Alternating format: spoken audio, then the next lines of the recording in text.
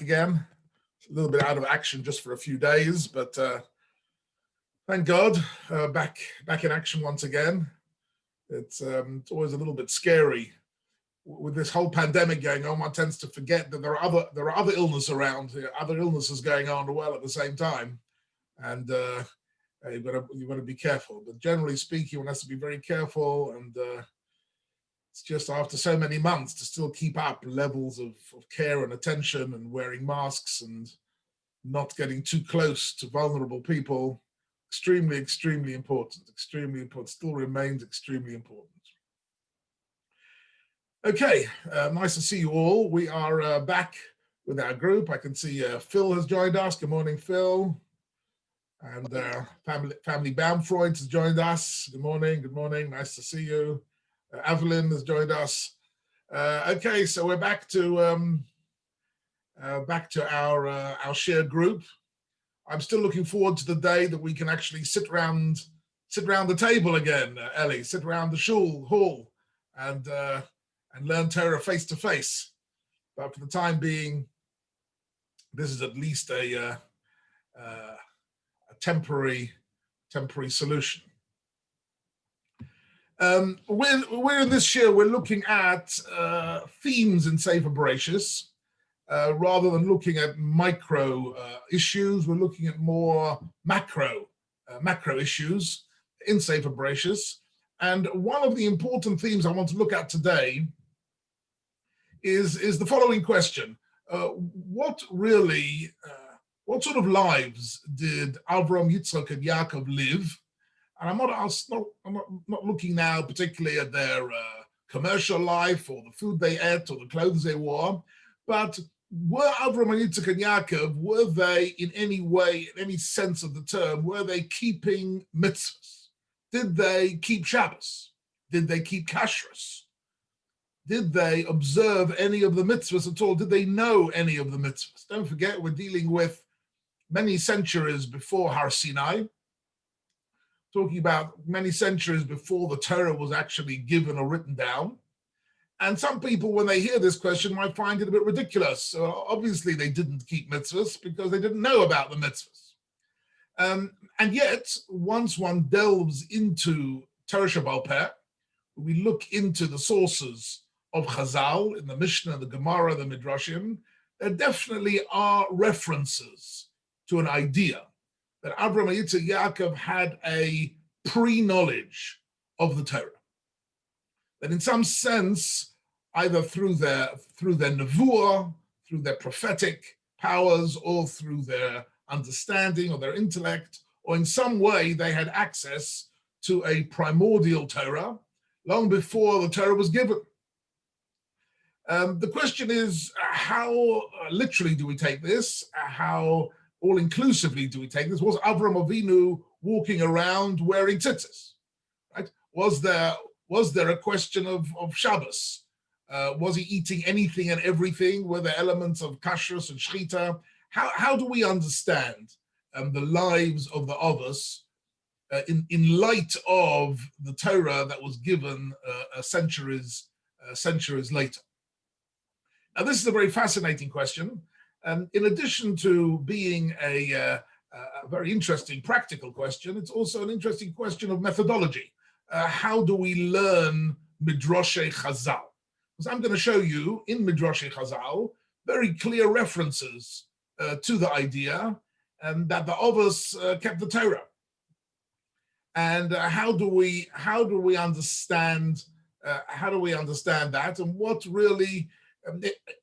Let's start off by getting I'm just getting a screen share here just for 1 minute. Ladies and gentlemen, you'll have to forgive me just for 1 second.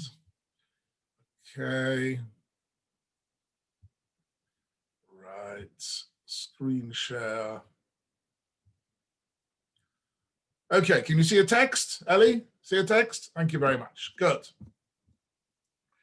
Okay, did the Avos keep the mitzvahs? We're going to learn a few psukim together, a few Rashis, a bit of Rambam, and some Midrashim, and then we're going to try and put it all together and see what sense we can make out of some of these sources and see where it takes us into a bit of a deeper understanding of the whole of the book of Bereshis. So the Pasuk in Toldos reads as follows: HaKadosh Baruch Hu promises Yitzchak, this is addressed to Yitzchak, that you will be the father of a great nation. And you will inherit all these lands, meaning all the lands of the Canaanite and the Hittite and the Amori, the land of Israel.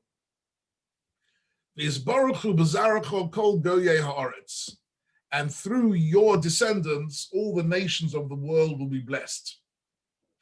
I often pause on this phrase, which was said to Avram, to Yitzchak, and to Yaakov, because my whole life, I've always found this a particularly inspirational phrase in Sefer Bereshis, a recurring phrase, which I think is extremely important for understanding the whole of Jewish life. What does it mean for Hisbaruchu B'Zarko Kol Goyei Ha'aretz? Because Kol Goyei Ha'aretz is a reference to mankind, right? Hisbaruchu B'Zarko means through your descendants, all of mankind will be blessed. And this is a recurring theme in Sefer Bereshis. Maybe I'll focus on it a bit more in the following share. That really the mission statement that HaKadosh Baruch Hu gives to Avraham, Yitzchak, and Yaakov is not just that they as individuals will become blessed and will lead a spiritual and protected and blessed life. Not only will they have children and descendants who will likewise lead a blessed life, but their job in life is to be a conduit of blessing to mankind. And then the question is, in what way do we bring blessings to mankind? And that's an interesting topic. I mean, the Jewish people have brought numerous blessings to mankind in terms of emunah, monotheism, morality, and ethics, and these actually are topics which those of you who are followers of the late Rabbi Jonathan Sachs, Zichron Livracha, will know this was one of his favorite themes, to emphasize what was the contribution of the Jewish people to world civilization, and what was the bracha that Klal Yisrael brought throughout the ages to the nations of the world. But I'll upon him, here we have Yitzchak getting this phrase again, but now comes the pasuk that I'm interested in this morning. Why am I going to bless you and give you all these gifts in the land of Israel, etc.? Akev. Okay, Akev means as a consequence of why? Asher Shama Avram Bakoli, Vayishram Mishmarti. Avram Avinu listened to my voice and he did as he was expected to do. And then the pasuk adds mitzvosai, chukosai, v'toros. Because Avram Avinu kept my mitzvahs, my chukim, and my Torah. Now these three words really were unnecessary in this pasuk completely. The pasuk could have read, Ekev Hashem Avram Bakoli, Vayishram Mishmarti, because Avram Avinu was a loyal and obedient follower of my commandments. And when I told him Lech Lecha, he went Lech Lecha. When I told him the Akedah, he did the Akedah. And whatever I told him to do, he did. Right? So, but nevertheless, the pasuk adds on these three words. And really in these three words is a whole world of midrashic and Talmudic understanding that somehow Avram Avinu had access to the Torah centuries before it was given. So we're going to have a look at this a bit more closely. A good place to start is always Rashi, as you can see. So Rashi says, what does it mean, mitzvosai? Mitzvosai means is devorim she'ilu lo nichtavu ru'uyim heim le'etztavos. This is talking about mitzvahs which are what we might call natural law, mitzvahs which are intuitively obvious, kagon, gezel, right? The prohibition of theft, the shlichus damim, and murder. In other words, social norms, which were mitzvahs, which the language of Rashi is very interesting. Ilu lo nichtavu, even if they weren't written anywhere in the Torah.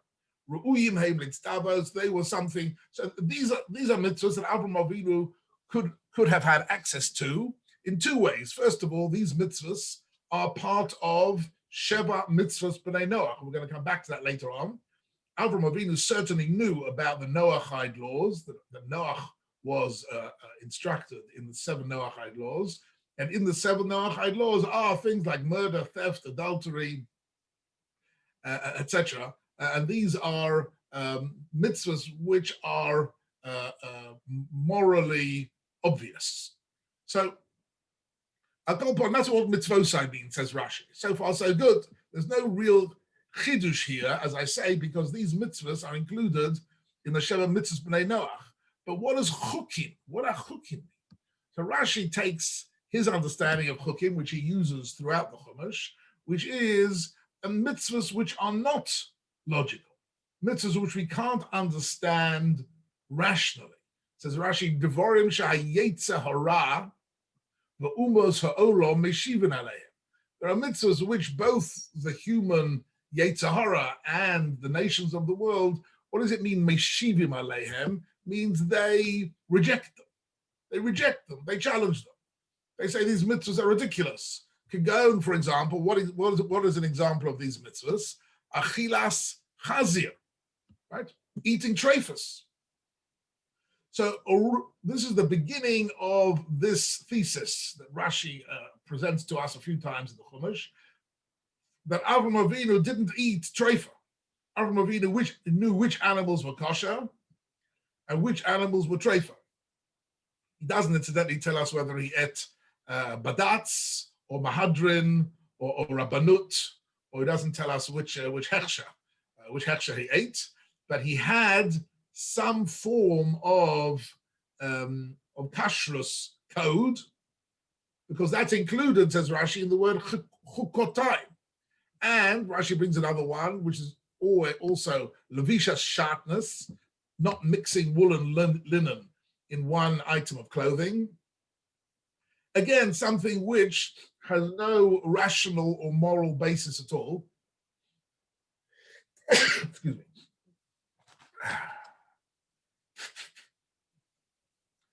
Says Rashi, this is an example of mitzvahs she'ein ta'am l'dom. Not completely over my little bit of a blip from last week, but thank God, much better. She'ein ta'am b'dova, says Rashi.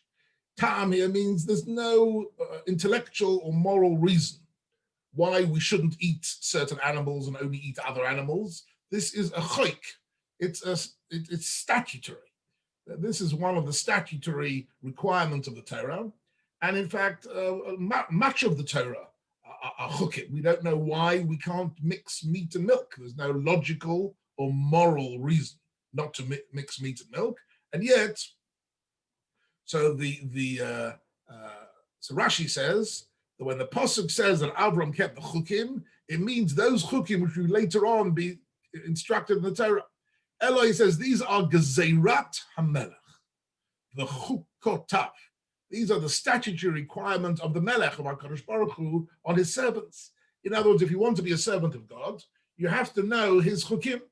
Now, on a pshat level in the Torah, there was no way that Avraham Avinu or Yitzchak and Yaakov would ever know any of the chukim, would know any of these requirements of kashrus or shatnus or anything of this nature. But Rashi brings down here, and he's going to cite at the end Bereishis Rabbah. He's quoting the Medrash of Chazal. In other words, Rashi didn't make this up. This is the Medrash Chazal, that this word mitzvosai, chukosai, and now he says remarkably, the Torosai, lahavi Torah sheba'al peh, halacha lemoshe misim.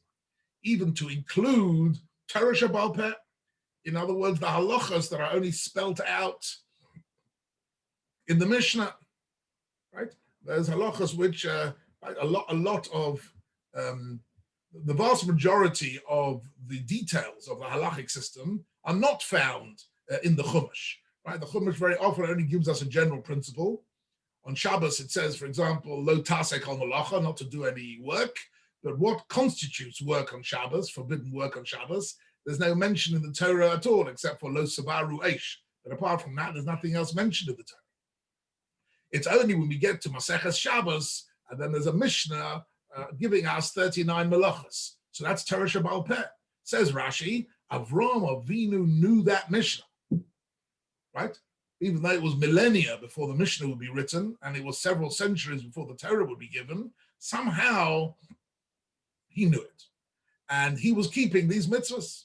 So it comes out from Rashi, if we take Rashi at face value, that's our starting point. We take Rashi at face value, it seems that Avram Avinu was a frum yid, what we would call a frum yid, right? Avram, Yitzchak, and Yaakov were keeping mitzvahs. They were living a life of Shabbos and kashrus and the shatnez and tzitzis. All these things were relevant to Avram Avinu, and that's Rashi al Torah, right? And this is in fact how we learn on a simple level. When we learn Chumash Rashi, that's the understanding that we have.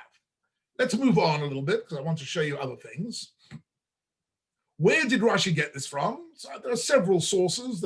Rashi quotes the Medrash Rabbah, but in actual fact, it's a Gemara in Bavli in Kiddushin at the end of Maseches Kiddushin, where the Gemara says, "Motzinu she'osa Avram Avinu es kol haTorah kula ad shelo nitna." So we found that Avram Avinu kept the whole Torah before it was given. You can see the English translation here.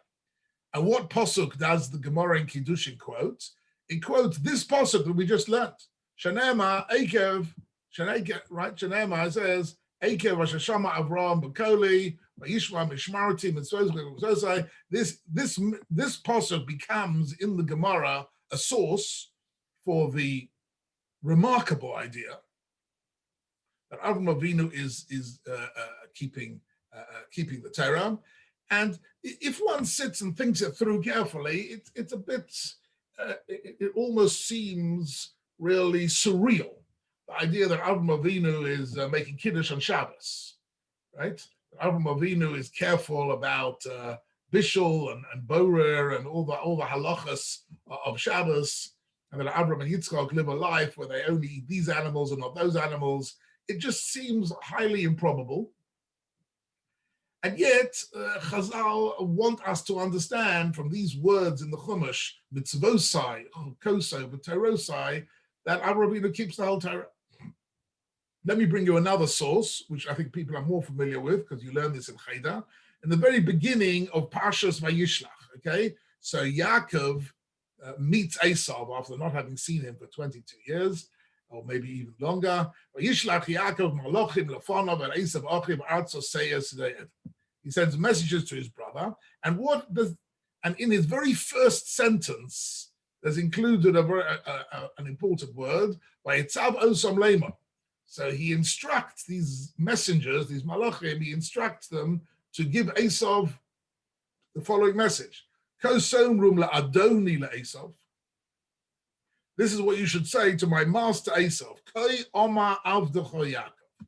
So the first thing he instructs them to say is that I am avdecha. In other words, Yaakov in this whole parsha speaks in a very submissive and subordinate way to Esav for various reasons. Won't go into for the moment. But look what he says here: Im Lavan garati v'eichar ad ato. I have been living with Lavan, have remained there until now. Okay, seems to be a relatively simple pasuk, but what does the word garati mean? I'd like to, you can unmute yourself to make a suggestion. What do you know about the word garati? Gemara for 6:13. I'm sorry, 6:13. Yes, what is it? Phil, you wanted to say something. Tarag mitzvah shema. Taryag mitzvahs. That's right. The word garati, Gimel Reish Taf Yud, is not only a gematria of 613, but it's actually an anagram of 613. It's the letters Taryag rearranged. Garati is Taryag. Okay, and Rashi does not miss an opportunity. Rashi doesn't miss this opportunity to say, what does Garati mean? Says Rashi, Garati begematria Taryag. Can you see this? Kalaima. So Koloma means as if to say, Im Lovon Garti, I've been living with Lovon for the last 22 years, the Taryag mitzvahs shamarti. And I kept Taryag mitzvahs. I was not influenced by his bad ways. So Lavan is a corrupt, devious, lying individual. And Yaakov is saying to Esav, look, it's true, I lived with Lavan for 22 years, but he didn't influence me. And guess what? I kept Taryag mitzvahs. Even before we get into the whole question of whether the Avos kept Torah or not, there's initially something a little bit strange about a person saying that he kept Taryag mitzvahs. I'd like to take offers on this. What do we think is a bit strange about an individual saying that he kept Taryag mitzvahs? Nobody can, because there are Kohanim and there's other things. That's right. Things it's not possible ever for any. Thank you, Phil. There's not. Phil's obviously had these Weetabix for breakfast this morning.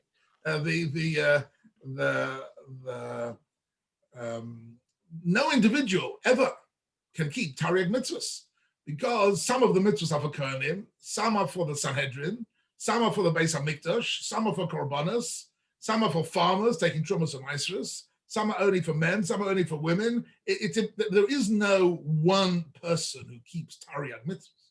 Keeping Taryag mitzvahs is has never been and will never be the goal of a singular individual. So already, even before we get into anything deeper than that, this particular Rashi, we have to say, we have no alternative. We have to say that this Rashi that he's keeping Taryag mitzvahs is in fact a metaphor. It's a metaphor. It's something which is, Chazal are using a concept which we are familiar with, which is to be a shomer mitzvahs, to be someone who observed mitzvot. And it's something of an anachronism. In other words, what really, if it's a metaphor, what does it mean? Whenever you say that something's a metaphor, then you're challenged to understand what is it a metaphor for? What is the nimshal? If it's a moshel, what is the nimshal? What is it meant to be? What is it meant to be saying? So here, I think what Chazal are saying, he kept Taryag mitzvahs. He means that same level of avodat Hashem, which we today associate with somebody who keeps mitzvahs, that same level of avodat Hashem, Yaakov had maintained. In other words, that dedication and that loyalty to his emunah and to his and to HaKadosh Baruch Hu that we associate with Taryag mitzvahs, that is something that Yaakov was claiming in Lovon Garti. Okay.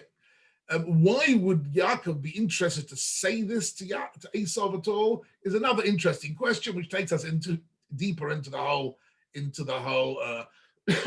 story of Toldos Vayishlach, and that is that Yitzchak actually said to Esau that if Yaakov ever loses his spiritual focus, then you, Esau, will be able to dominate him. Right? If he goes down, then in other words, the balance between Yaakov and Esau depends on the spiritual level of Yaakov. And Yaakov is saying to Esau, you shouldn't think that in the 22 years with Lavan I've lost any of my spiritual focus. I am still Garti, and that's Chazal using time. So here we find already, I think, of necessity, we find that this phrase is not meant to be taken literally. It's meant to be taken metaphorically. It is saying something important about Yaakov, but it's not saying that he wore tzitzis. More dramatically, somebody in the chat has said to me, but wait a minute, who is this? Murray. Thank you, Murray. Murray has sent me in the chat.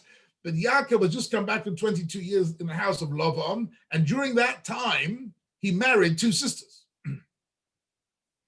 During that time, he married two sisters, right? Which is a clear violation of at least one of the Taryag mitzvahs, right? The Taryag mitzvahs include all the forbidden unions, right? And one of them is to marry two sisters.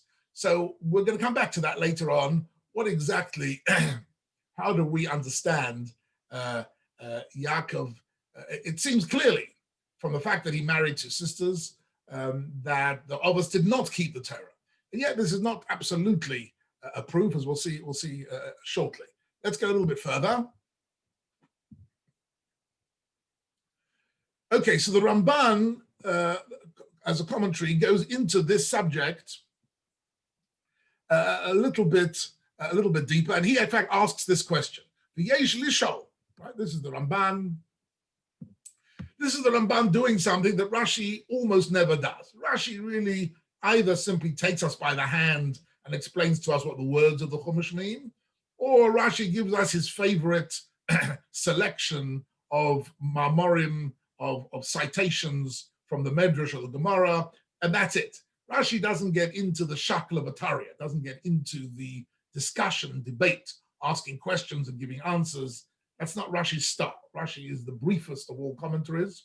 But the Ramban, right, the later generation, the Ramban engages with these ideas. V'yesh lishol. So the Ramban first quotes Rashi, very nice, right? The others kept the Tariq mitzvahs, kept the Torah. V'yesh lishol, he says, but if that's true, you have to ask the question. Imkein eich heikim Yaakov matzeva. Okay, I'm not going to go into that for the moment. But then he asks, v'nosor shtei achoyos. He married two sisters. Right? So the Ramban makes this question into a central issue in challenging the thesis that the others kept the Torah. And the second point that the Ramban makes is from this week's parsha. See, everything's always connected to the week's parsha, ladies and gentlemen. This week's parsha, Parsha Shemos. In Parsha Shemos, we are introduced for the first time to Moshe Rabbeinu. How is Moshe Rabbeinu born? Vayelech ish mibeis Levi, vayigach es bas Levi. Right? That Amram marries Yocheved. Right? We find that Yocheved was Dodoso. Right? What is Dodoso? Yocheved was his aunt. Yocheved was his aunt, and marrying one's aunt is one of the forbidden unions. Right? So this is an interesting question. So how is Amram? Right. This is the you have Yaakov has a son called Levi, and Levi has a son called Kahos, and Kahos has a son called Amram. But Kahos also has a sister called Yocheved. So Amram is marrying his father's sister, is marrying his aunt. He's marrying his aunt. Yes. So how is that allowed? Right. Not only is Amram marrying his aunt, but out of that union comes, guess what? Moshe, Aaron, and Miriam. Okay, so that is a major question mark for the Ramban, which he has to deal with, and tell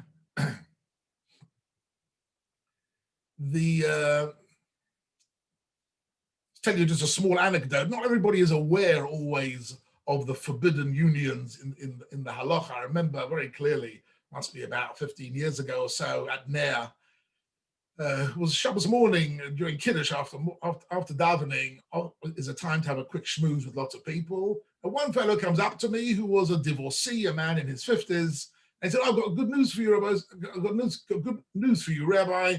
I'm dating a lovely woman. I hope, please God, that this will work out for me." I was very happy for him. Anyone who's ever seen a Ner Kiddush knows there are like hundreds of people milling around at the same time, and usually about a dozen people waiting to talk to me. I said, "Okay, how did you meet her?" I was just making conversation. He said, "Well, actually, I've known her for a little while. She was part of our family." So my ear picked up a little bit. I said, "Really? Part of your family? How is she part of your family?" "Well," he said, "she was for a while married to my father's younger brother. She was for a while, she was my aunt.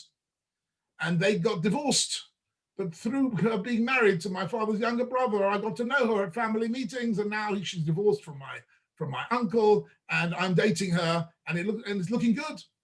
So I said, I'd like you to sit down just for a minute. I said, "I'd like you to sit down just for a minute. Unfortunately, I've got some rather bad news for you. And that is, you can't marry your aunt, right?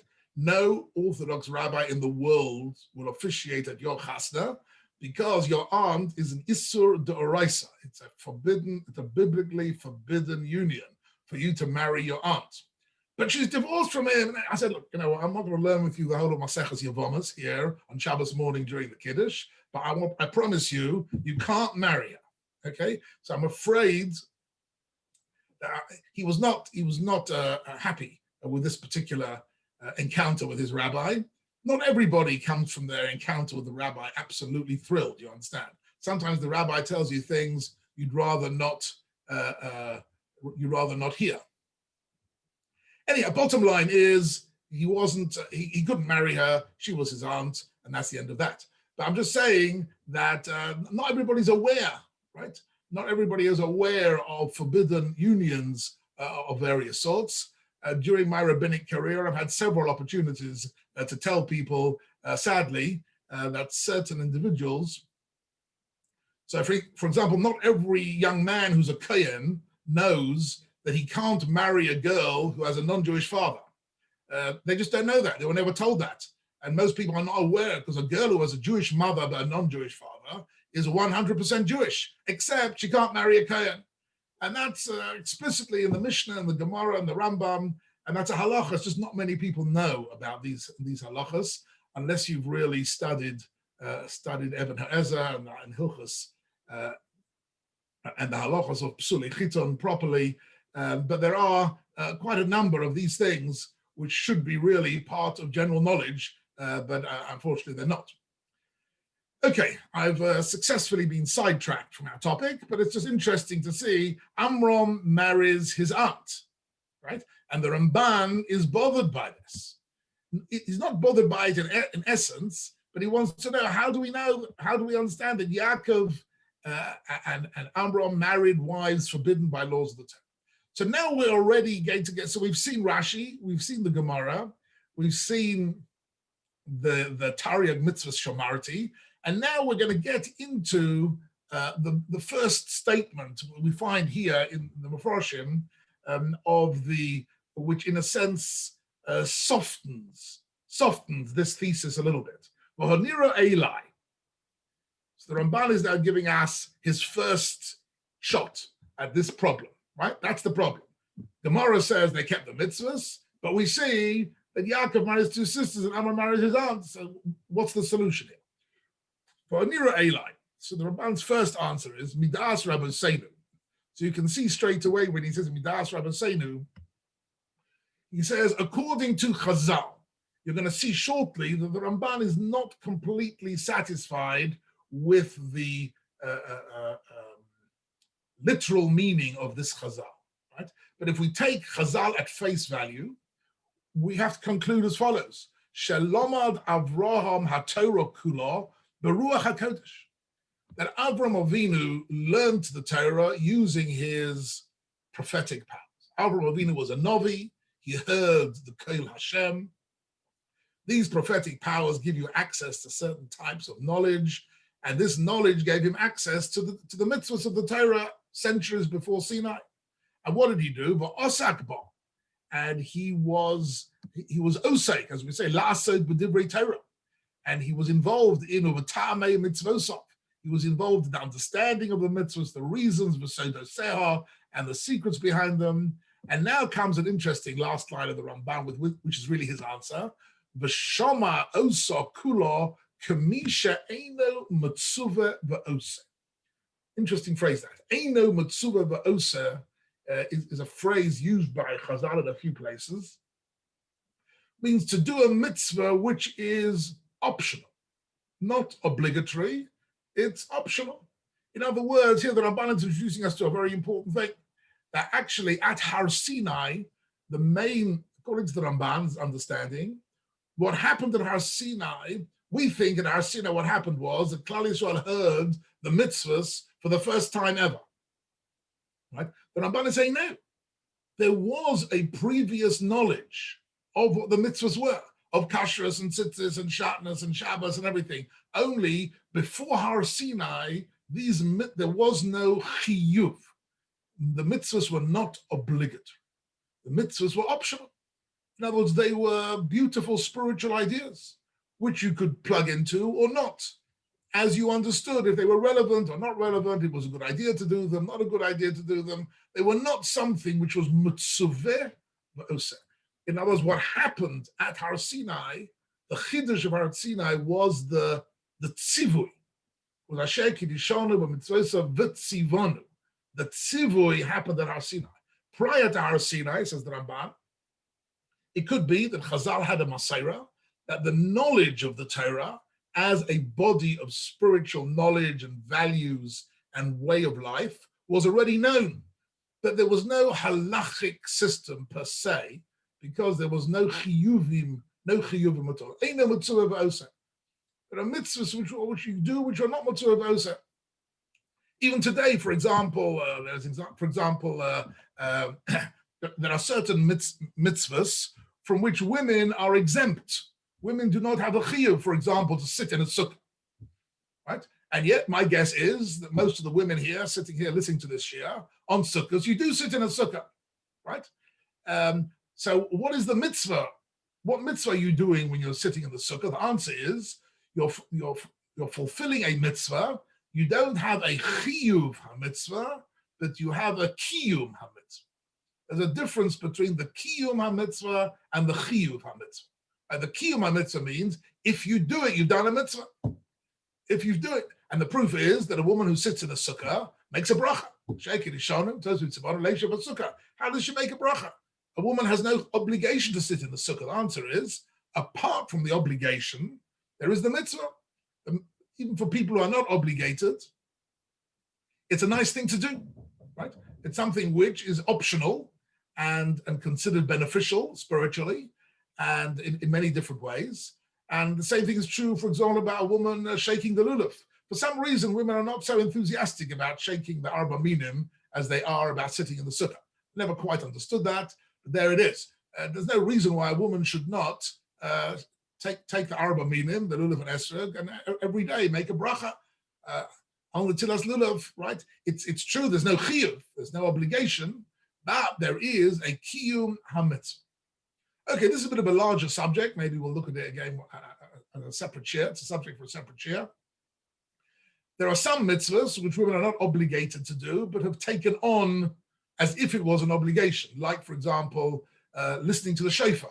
Hearing the shofar on Rosh Hashanah is also not a chiyuv, not obligatory for women, but because the shofar has got such a powerful symbolism, and it's associated to Rosh Hashanah, a day of immense beauty and spiritual power, that women throughout the centuries have always taken it upon themselves to come and hear the shofar. But it's eino mitzuveh v'os. It's doing a mitzvah which a person is not obligated to do. But women are not excluded from any of these mitzvahs. Women are only exempted. Right? There's a massive difference between being exempted and being excluded. Right? Exempted means there's no obligation. Right? There are some mitzvahs, I say, which women are exempted from, and yet we don't encourage women to do over the centuries. And that is, for example, talis and tefillin. Right? Talis and tefillin are both mitzvahs, I say, that women are exempted from. And the minhag of Klal Yisrael for millennia has been not to fulfill them. Exactly why, that's a subject for a different shia. I'm not going into that for the moment. I'm only bringing this in to tell you that even in post-Sinai, even in our Jewish life, we are familiar with the concept that there are mitzvahs which are mitzuveh v'oseh, which we do because it's a chiyuv, it's an obligation. Right? We eat matzah on Seder night because that's a mitzvah. Right? We wear tzitzis because it's a mitzvah. We keep Shabbos because it's a mitzvah. That's mitzuveh v'oseh. That's a tzivui. There are other mitzvahs which are, if you do them, you've done the mitzvah. If you don't do them, you haven't failed. You haven't failed in any way. Right? Because it's not obligatory. So that's what the Ramban wants us to understand about the Ovos. Says the Ramban that pre-Matan Torah, the mitzvahs that Avram and Yitzchak and Yaakov did was eino mitzuveh v'oseh. They were not obligated in any of them. It was all optional. And then he goes on, the Ramban. Some of you might know that the Ramban, in all his commentary on the Torah, has got this very powerful connection to Eretz Yisrael.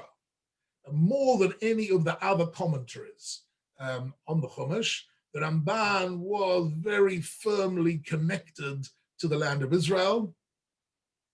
And indeed, in 1260 something, he went on Aliyah, which was quite a hazardous journey by boat and by camel and by caravan or whatever.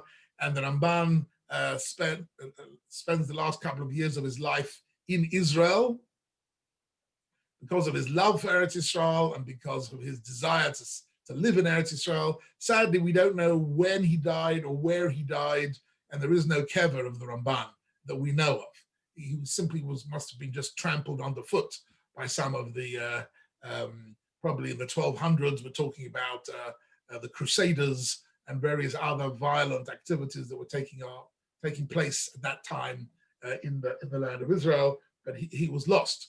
Al Kol Ponim, he now suggests, the Ramban, look at this, and this is a big chiddush of his, Ushmiroso osa hoya ba'oretz bilvad. He now wants to try and answer the question, how did Yaakov marry two sisters and how did Amram marry his aunt? So he says, even people who wanted to keep the Torah, even the Others who wanted to keep the Torah, that was only in Eretz Yisrael. Because of the Kedusha of the land of Israel, the connection of the mitzvahs to the Kedusha of Eretz Yisrael, that was something which was a little bit more than optional. That was something which was important. And both Yaakov and Amram only married the two sisters outside of Eretz Yisrael. This actually, well, the Ramban explains why Rachel Imeinu had to die early, because she had to die before Yaakov enters the land of Israel. That's a subject for a different time. Anyhow, so he says here, "V'Yaakov b'chutz la'aretz nosa achoyos, v'chein Amram." Yaakov and Amram also only married b'chutz la'aretz. So this is the Ramban giving actually two terutzim to the question. He asked the question, if the Others kept the Torah, how did Yaakov and Amram marry forbidden marriages? So he's got two answers. The first answer is that the mitzvahs were optional rather than obligatory. And the second one is that outside of Eretz Yisrael, they were possibly not even optional. They weren't even applicable in any way whatsoever. I must just tell you, by the way, in the 16th century, the Ramah, some of you might have been to Krakow, and in Krakow you've gone to see the shul of the Ramah. Anyone been to Krakow and see the shul of the Ramah? Right. That is really a worthwhile trip to go to Krakow. The Ramah of Moshe Isserles, who lived 500 years ago, he was the Posek of Ashkenaz, right? And his rulings in the Shulchan Aruch, right, are crucial for all our halachic lives. And he wrote Shilas and Tshuvas. He wrote some very interesting responsa, which contains some very interesting ideas. And in one of them, he writes this idea, which he's very convinced of. He says that actually, pre-Har Sinai, there was no Am Yisrael in the normal sense of the word. There was no Am Yisrael. There was just the family of Yaakov, the family of Abraham, Yitzchak, and Yaakov. And when Yaakov goes to Laban's house and he marries Rachel and Leah, he has to be Megayer them. Now he's not Megayer them, he doesn't convert them in the formal sense of a Beis Din. Of course, there wasn't a Beis Din, but when they decide to reject the belief of their family and to accept the emunah of Avraham, Yitzchak, and Yaakov, that was a form of giyur. Says the Ramah, when a person is mizgayer, we have a din of ger shenizgayer kakoton shenoilad. When a person is mizgayer, he loses all blood family ties, halachically speaking, such that this will sound very shocking, and it's not halacha lamaisa, but the Gemara says in theory, if a brother and a sister, non-Jewish, converted to Judaism, they could marry each other, in theory. Right? We don't allow it rabbinically for various reasons, but halachically, the issur of marrying a blood relative wouldn't apply, because by going through the giyur process, one is disconnecting oneself completely from all previous blood ties. And it's if you are born anew. You get a new name, you get a new neshama, you get a new identity. And the people who were your previous relatives are no longer considered halachically to be related to you at all.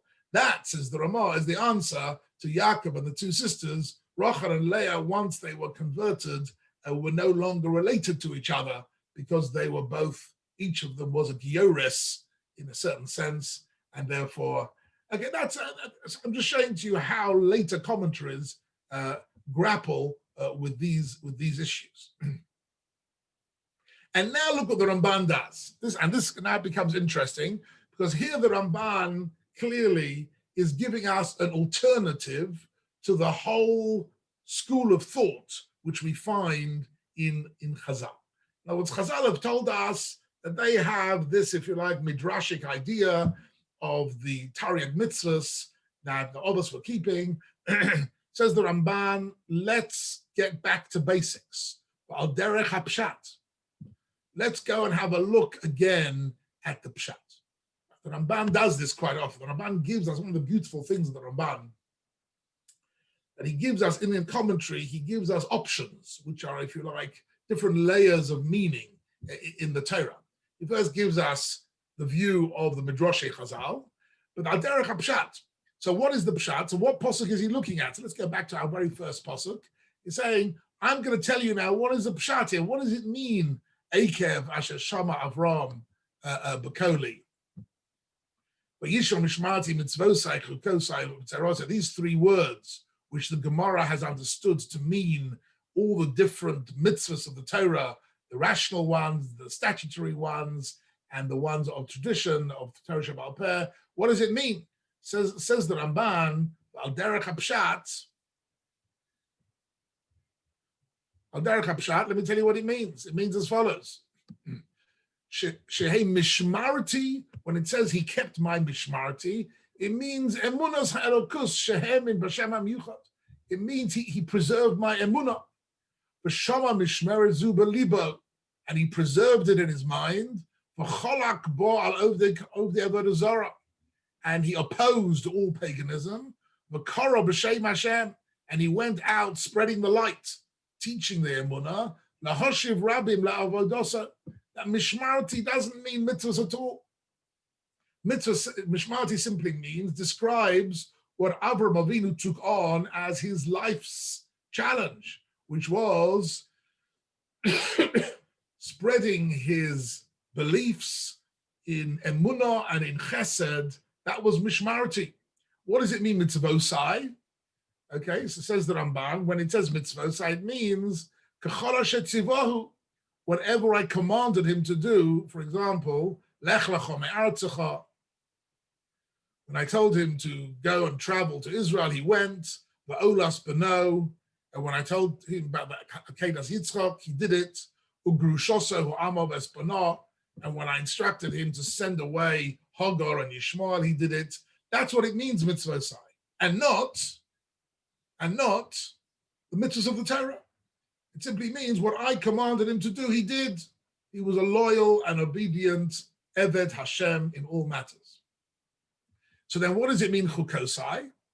So as the Ramban says, chukim is a reference to loleches b'darchei Hashem, to follow in the virtues that HaKadosh Baruch Hu wants from us, lios chanun, v'rachum, oseh tzedakah, u'mishpat, to live a life of integrity and kindness and generosity, and to what later on is called v'holachta b'drachav, imitating the virtues of HaKadosh Baruch Hu. That's chukosai.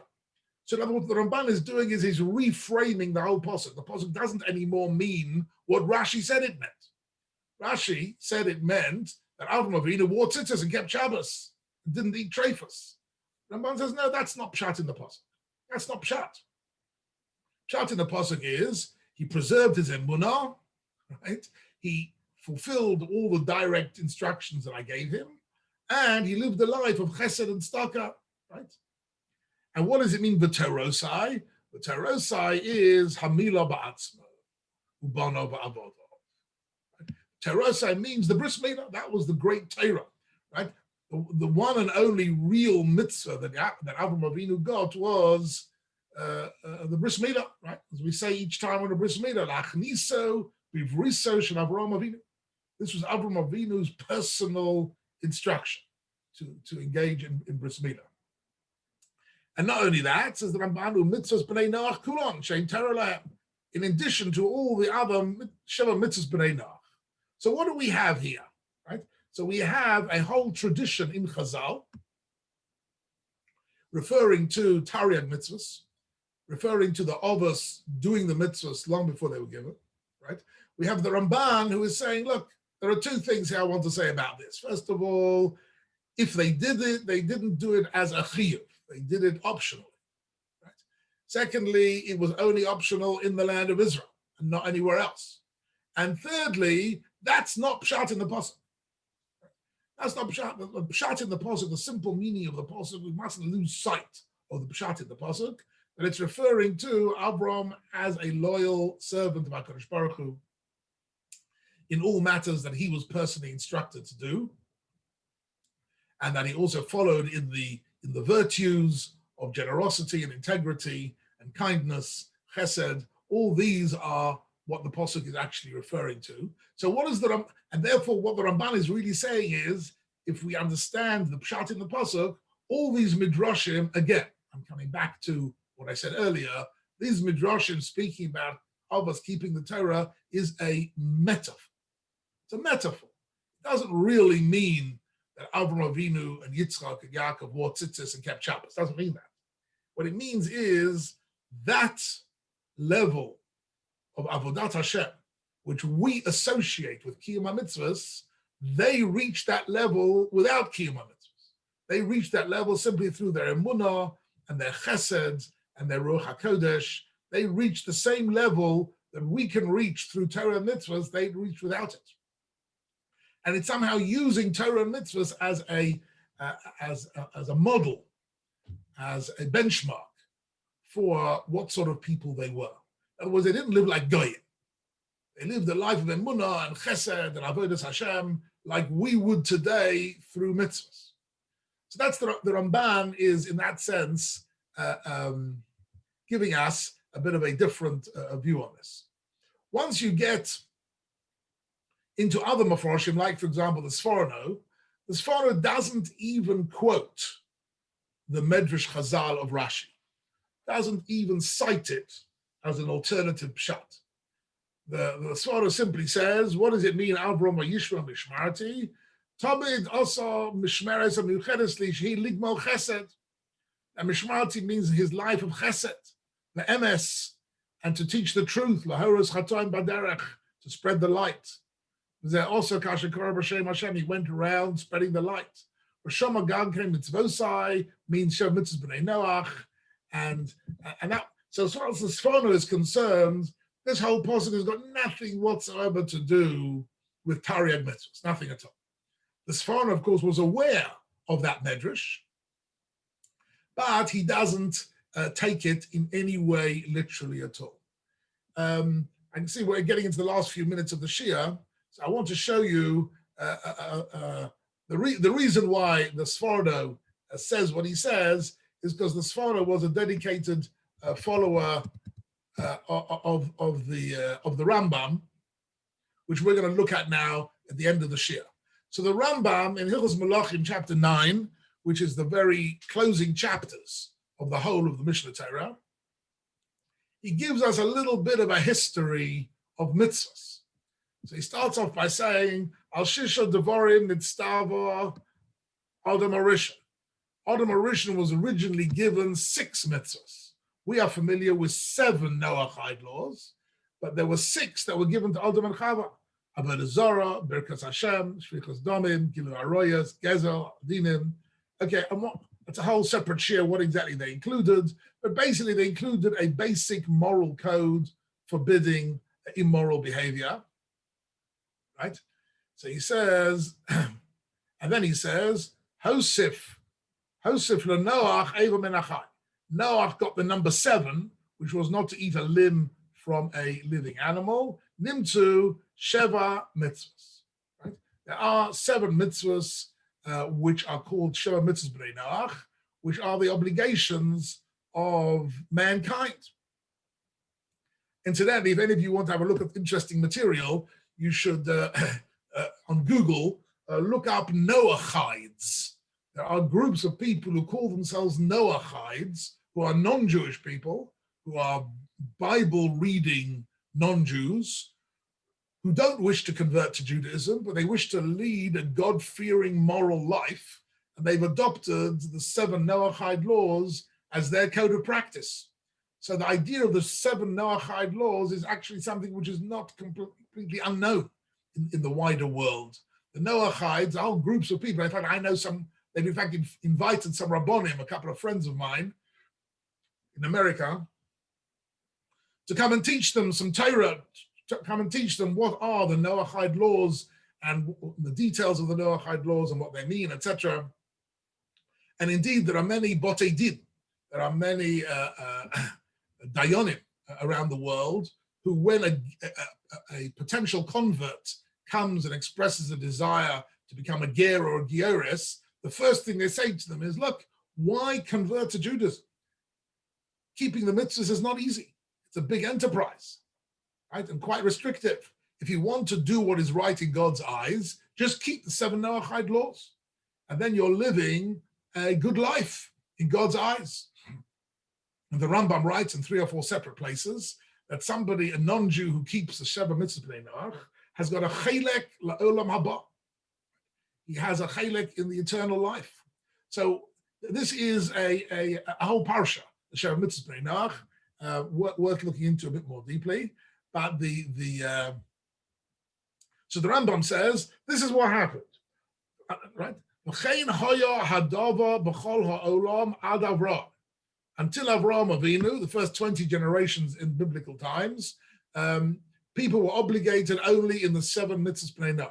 Bo Avraham, when Avraham came, when Nitztava Yesa al Eile B'mila, one extra mitzvah appeared in the world, and that was the Bris Milah, right?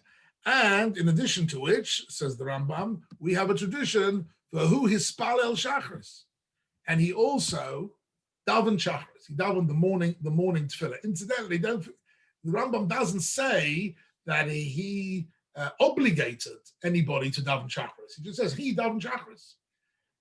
What is notable about this whole description, and why I'm bringing it here, is that nowhere does the Rambam even give a passing reference to the idea that Abraham, Yitzchak, and Yaakov kept any other mitzvahs.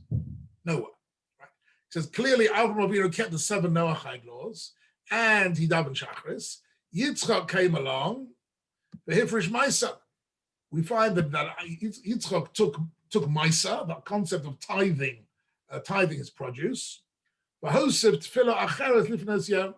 And he added another tefillah towards the end of the day, what we call mincha.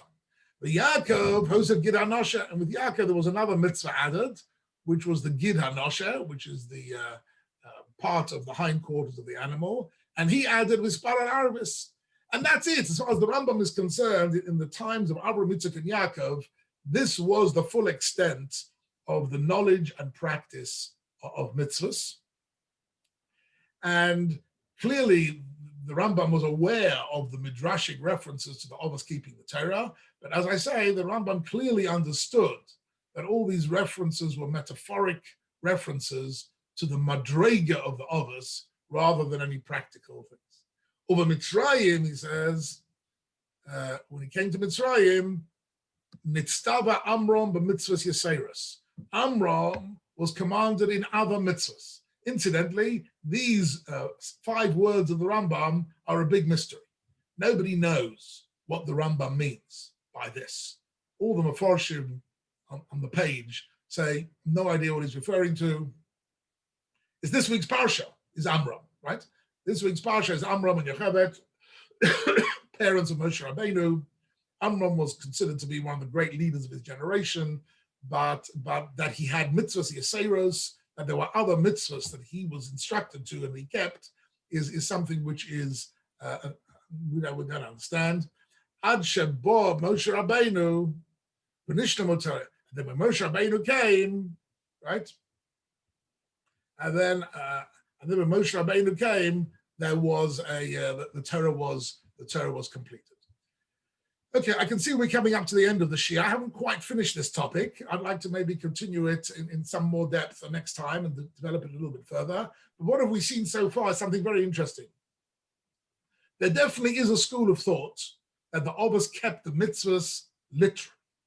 And there's quite a lot of literature on the subject of Avraham, Yitzchak, and Yaakov keeping literally the mitzvahs.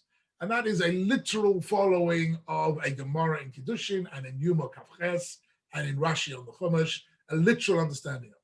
But you see already the Ramban, the Sforno, the Chizkuni, and the Rambam, some of the greatest of our Mefarshim, clearly did not understand that this was meant to be in any way a literal description of affairs. It was meant to be a spiritual description of the madrega of the Obbas, that they live a completely dedicated life. And it was meant to be an idea that that even before Matan Torah, the Obbas in some way had an intuitive understanding that there were maybe some foods that were kosher and some foods that weren't, and some clothing that was mutter and some clothing that was asa, and an understanding of Shabbos, but they didn't yet in any way or form practice the mitzvahs. So this remains to this day, I just want to tell you, this remains to this day something of a dispute among later commentaries. There are some, and in general, I'm coming back to the point I mentioned at the beginning of the Shia, this topic is an interesting topic in methodology as well, because the difference in methodology of understanding Chazal is to what level of literal meaning do you take Medrash? Everyone takes Medrash seriously. The Medrash Chazal are meant to be saying something, are saying to us something profound and something serious. But are they meant to be taken literally, or are they more poetic and literary expressions of something more subtle? That is really a methodological question. And we've seen today how there are different views on this subject. That's it for this morning, ladies and gentlemen. I hope you